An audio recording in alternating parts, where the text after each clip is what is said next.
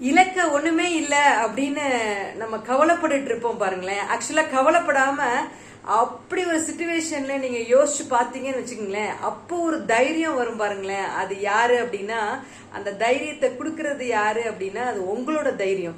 ஆக்சுவலா அப்பதான் உங்களை பத்தி நீங்க நல்லா புரிஞ்சுக்க முடியும். ஸோ இதை நான் எதுக்காக சொல்ல வர்றேன் அப்படின்னா, என்னுடைய லைஃப்ல சில விஷயங்களை உங்களோட ஷேர் பண்ணிக்கணும்னு நான் விரும்புறேன். ஸோ நான் உங்களுக்கு முன்னாடியே சொல்லியிருந்தேன், நான் ஒரு பிரஸ்ட் கேன்சர் சர்வைவர்.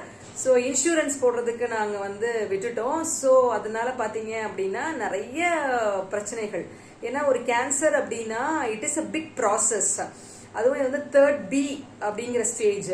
அதில் பார்த்தீங்கன்னா you have to cross some amount of chemotherapy and then பார்த்தீங்கன்னா followed by left breast removal, அதுக்கப்புறம் 27 சைக்கிள்ஸ் ஆஃப் ரேடியேஷன். ஸோ இதெல்லாம் பார்க்கும் பொழுது கையில நம்ம பெரிய ஒரு கையிருப்பு இல்லை, நமக்கா வரப்போகுது அப்படின்னு நினைச்சு நம்ம வாழ்ந்துகிட்டு இருந்தோம்.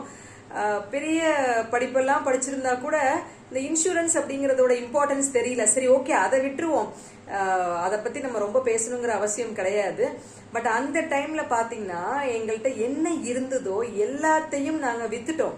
ஏன்னா எங்க மனசுல என்ன தோணுச்சு அப்படின்னா, இந்த உயிர் எப்படியாவது காப்பாற்றப்பட்டுருச்சு அப்படின்னா இந்த உயிர் எதை வேணாலும் சம்பாதிக்கும். ஏன்னா என் மேல எனக்கு அப்படி ஒரு நம்பிக்கை.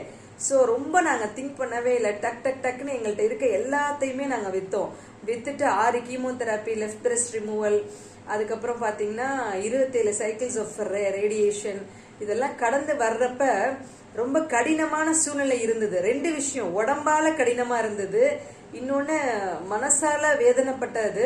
அதை தவிர்த்து பாத்தீங்கன்னா இந்த பினான்சியல் சிச்சுவேஷன் எல்லாத்தையும் வித்துட்டோம் அப்படிங்கறது இருந்தது. பட் இதை நாங்க ரொம்ப ஸ்ட்ராங்கா ஓவர் கம் பண்ணோம். ஸ்ட்ராங்கா ஓவர் கம் பண்ணும் பொழுது உண்மையாவே எனக்கு அது ஒரு கவலை அப்படின்னு சொல்றதோட அதை ஓவர் கம் பண்ணி வரும் பொழுது ஒரு தைரியம் வந்துச்சு பாருங்க. அந்த தைரியம் தான் இன்னைக்கு வரைக்கும் என்னை கையை பிடிச்சிட்டு கூட்டிட்டு வந்துகிட்டு இருக்குது. ஸோ இதை ஏன் நான் உங்கள்கிட்ட ஷேர் பண்றேன் அப்படின்னா, ரொம்ப பேர் வாழ்க்கையில இதே மாதிரி பிரச்சனைகள் இருக்கலாம். பிரச்சனைகள் வேணா வேற விதமா இருக்கலாம். பட் எனக்கு நடந்த மாதிரி பினான்சியல் சிச்சுவேஷன், ஒரே நேரத்துல எல்லாத்தையும் இழக்க நேரிடுறது, இது மாதிரி நடக்க நிறைய வாய்ப்புகள் இருக்கு.